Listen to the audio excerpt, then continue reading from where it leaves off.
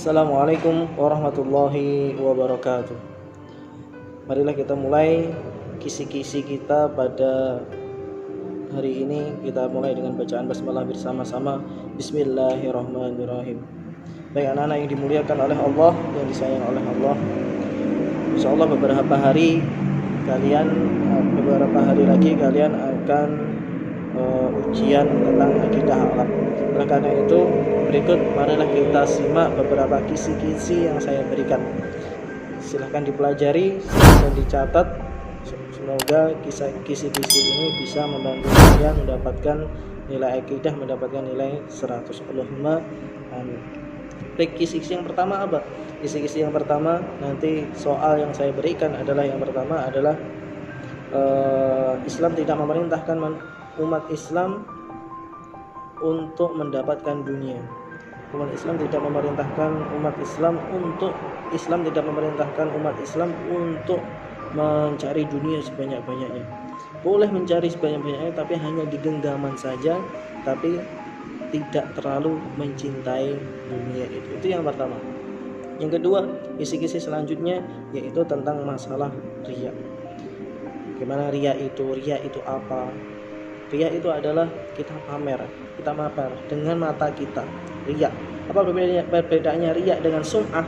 Sum'ah itu pamernya dengan mulut kita, dengan dipamerkan dengan mulut, diperdengarkan. Sum'ah itu dari kata-kata sum'ah, sami'a, mendengar. Jadi dipamerkannya dengan mendengar-dengarkan. Tapi kalau riya itu memamerkannya dengan mereka melihat apa yang kita lakukan. Jadi kalau pamernya sum'ah tadi hanya dengan modal ucap, saya kemarin itu beli mobil segini, beli HP iPhone X model yang terbaru. Nah, ini sum'ah, pakai mulut, pakai suara, itu sum'ah. Tapi kalau riya itu lebih cenderung dengan pamernya, dengan membawa iPhone itu sendiri, kemudian dipamer-pamerkan, diperlihat-lihatkan. Jadi kalau riya itu diperlihatkan, kalau sum'ah didengar-dengarkan, diperdengar-dengarkan, disebarkan dengan suara. Itu yang kedua. Kemudian selanjutnya, kisi-kisi selanjutnya adalah la yadkhulul jannah man kana fi qalbihi misqala dzarratin min kibrin. Ada sebuah hadis dari Rasulullah SAW, tidak akan masuk surga seseorang yang dia masih mempunyai sifat sombong di dalam hatinya. Jadi itu adalah makna dari hadis itu tadi. Kemudian di situ dijelaskan, kemudian siapakah yang paling terlaknat?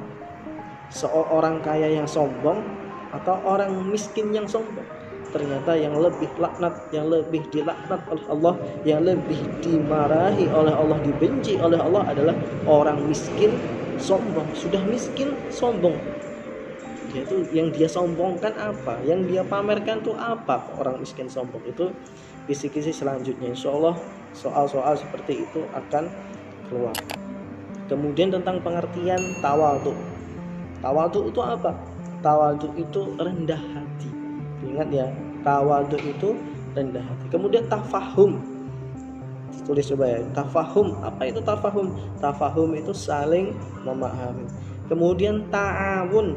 Ta'awun itu apa? Ta'awun itu saling tolong menolong. Kemudian tadabbur. Tadabbur itu apa? Tadabbur itu menghayati. Biasanya ada namanya tadabbur Al-Qur'an, menghayati isi-isi yang ada di dalam Al-Qur'an. Maknanya apa, tafsirnya apa, maksudnya Al-Quran kok berkata seperti ini tuh apa, itu namanya tadabbur. Kemudian di sana nanti kita akan membahas tentang wahdaniyah. Allah itu satu. Tidak mungkin ketika Tuhan itu mengatur alam semesta ini butuh dua Tuhan, tidak. Kalau dua Tuhan bakal akan berkelahi karena satu Tuhan yang A, Tuhan yang ini pengen yang seperti ini, Tuhan yang kedua pengen seperti itu. Jadi malah nggak jadi. Oleh karena itu Allah mempunyai sifat wahdaniyah, yaitu satu Tuhan, one God, satu Tuhan. Kemudian nanti kisi-kisi selanjutnya yaitu ada yang namanya sifat salbiyah, yaitu Allah tidak mungkin Allah itu mempunyai sifat-sifat yang lemah, itu namanya salbiyah. Allah tidak mungkin punya sifat yang lemah, Allah tidak mungkin punya sifat yang jelek, itu namanya salbiyah. Oleh karena itu, untuk membedakan manusia dengan Allah, Allah mempunyai sifat mukhalafatu lil hawadis, yaitu Allah itu berbeda dengan makhluknya, dengan ya mukhalafatu lil hawadis. Baik anak-anak yang dimuliakan oleh Allah Subhanahu wa taala, jadi itu tadi salbiyah. Jadi Allah itu tidak mungkin Allah itu mempunyai sifat yang tidak sempurna. Semua sifatnya Allah itu sempurna, tidak lemah, tidak jelek, tidak, pokoknya yang lawan sifat yang baik-baik lah, gitu ya. Allah tidak mungkin mempunyai itu semua. Kemudian nanti kisi-kisi selanjutnya yaitu mengenai tentang taubat. Jadi taubat itu didasari seperti apa? Taubat itu seseorang diterima taubatnya itu seperti apa? Jadi yang pertama tentunya dia akan menyadari semua kesalahan-kesalahannya. Ingat ya, menyadari semua kesalahannya. Kemudian setelah itu dia akan menyesal. Setelah itu dia tidak berjanji tidak akan melakukan perbuatan itu lagi. Kemudian yang ketiga, dia pasti akan memperbaikinya dengan amalan soleh.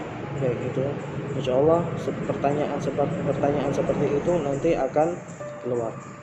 Kemudian anak-anak yang dimuliakan oleh Allah Subhanahu wa taala, baik itu mungkin itu ya. Jadi itu adalah kisi-kisi yang insya Allah keluar. Yang terakhir mungkin kalian bisa mempelajari tentang apa itu salbiyah, apa itu ma'ani, atau apa itu maknawiyah, nafsiyah. Itu adalah sifat-sifatnya Allah Subhanahu wa taala. Silahkan dipelajari. Baik, itu kisi-kisi untuk kelas 10. Baik, demikianlah kisi-kisi yang bisa saya sampaikan. Akhir kalam, subhanakallahumma wa bihamdika asyhadu an la ilaha illa anta astaghfiruka wa atubu ilaik. Assalamualaikum warahmatullahi wabarakatuh.